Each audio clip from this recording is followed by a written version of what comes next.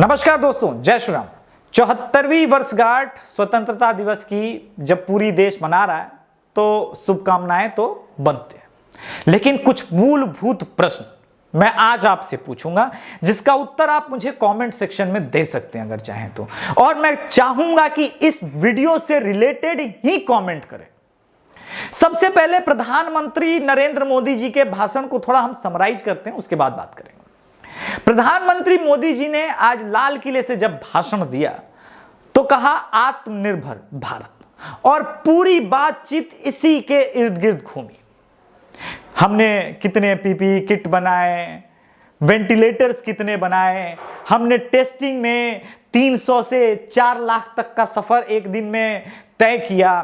तेजस नए रूप में आएगा, भारत के हिसाब से तेजस बन रहा है। इसके लिए डिफेंस चैनल जो है इंडिया माई जान पे आप देखते होंगे, मैं भी उन्हीं को फॉलो करता हूं, बहुत अच्छा चैनल है। लेकिन अब मेरे मूलभूत प्रश्न यहीं से शुरू होते हैं। यह लाहौर स्टेशन है जहां पे देवनागरी में लिखा हुआ है लाहौर, देवनागरी यानी हिंदी।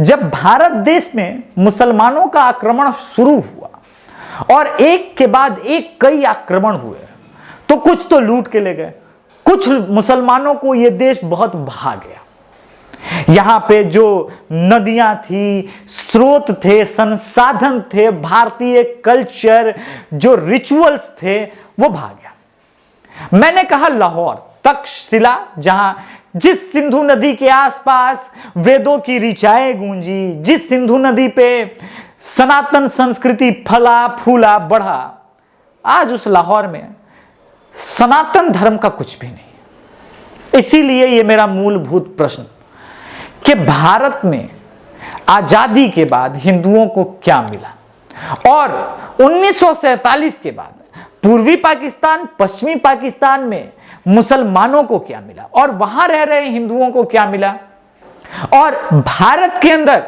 बचे हुए मुसलमानों को क्या मिला। मैं सीधा सटीक जवाब दूं।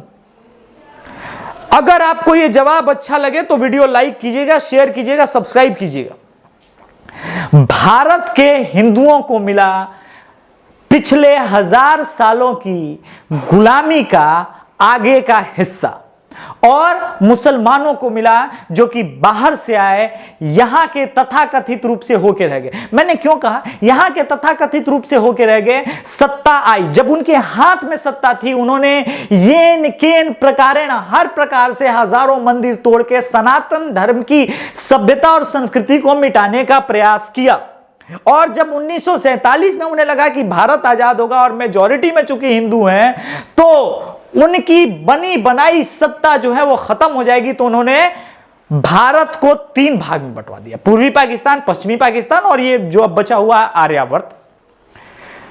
उन दोनों देशों को मिली मुस्लिम, चूंकि वो मुस्लिम कंट्री थे तो वहां के रहने वाले हिंदुओं ने अपना अधिकार खो दिया। लेकिन ढाका, लाहौर, कराची, वहां के रहने वाले हिंदू, मंदिर, सभ्यता, संस्कृति, वो सब भी तहस नहस किए गए। भारत के अंदर हिंदू को हिंदू राष्ट्र बनाने का सौभाग्य नहीं मिला, धार्मिक बंटवारा होने के बावजूद। यहां संविधान आया, बहुत अच्छा संविधान है, लेकिन संविधान के साथ एक और चीज आया, वक्फ बोर्ड, एक और चीज आया, personal law board. Personal law board जहां पे मुसलमानों को अपना शरीयत मानने के लिए आजादी मिल गई। यानी भारत में एक हिंदू बच्ची 18 साल के कम उम्र से नीचे अपनी शादी नहीं कर सकती, उसका परिवार नहीं कर सकता, चाहे वो अमीर हो, गरीब हो, क्या मजबूरी हो, कोई फर्क नहीं पड़ता, वो कानूनन जुर्म है। और ये सही है, मैं मानता हूं जुर्म। लेकिन उससे भी बड़ा जुर्म क्या है जानते हैं? उससे भी बड़ा जुर्म यह है कि एक तरफ मुसलमान 4 शादियां कर सकता है, जितनी मर्जी उन लोगों से बच्चे पैदा कर सकता है, और 1960 से परिवार नियोजन का कार्यक्रम भी चल रहा है। आप सोचिएगा, और इसने किया क्या?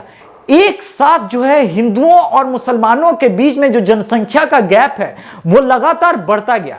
जहां पाकिस्तान में और बांग्लादेश में हिंदू और मुसलमानों के जनसंख्या का गैप कुछ इस तरह से बढ़ा कि हिंदू कम हुए और मुसलमान बढ़ते गए, वहीं भारत में हिंदू कम हो रहे हैं और मुसलमान बढ़ते गए। यानी बिल्कुल बांग्लादेश के ट्रेंड पे और पाकिस्तान के ट्रेंड पे हिंदुस्तान चल रहा है। और ये सब तब हो रहा है जब हिंदुओं ने अपनी लाखों मां बहनों का बलात्कार होते हुए देखा, डायरेक्ट रिएक्शन के नाम पे लाखों हिंदू मार दिए गए, और तब सब कुछ हार करके बंटवारा मिला। तो पाकिस्तान अपनी आजादी का दिवस मनाता है, किस बात का? वो आए, हमारा हक छीन लिया। उन्हें दरअसल तो ये अवार्ड मिलना चाहिए कि तुमने हमारा सब कुछ छीन लिया, लूट लिया। भारत में यह स्थिति है कि भारत फिर से बंटवारे के मुहाने पे फिर से खड़ा है। कई मुस्लिम धर्मगुरुओं के आपने बयान सुने होंगे कि हमारे हक छीने जा रहे हैं, इससे अच्छा तो एक और बंटवारा कर दीजिए। एक और बंटवारा, एक और बंटवारा, एक और बंटवारा करते करते तमाम सनातन धर्म की संस्कृति का मूल विनाश हो जाएगा। क्योंकि जिद पे बना हुआ मुल्क और धर्म हमेशा दूसरों की आजादी सहन नहीं कर सकता। ये दोनों प्रॉब्लम है। इसीलिए इस आजादी के 74वें दिवस पे मैं प्रण लेने आया हूं और आपसे भी मांगता हूं, अब तमाम सनातन धर्म के मानने वाले जाति छोड़ के एक हो जाएं, वरना कुछ ही दिनों का यह आपका आजादी का जश्न होगा, फिर शरीयत होगा और कालांतर में इस्लाम होगा। इसलिए जनसंख्या नियंत्रण कानून की मांग हर एक प्लेटफॉर्म से आप लोग कीजिए। जय श्री राम।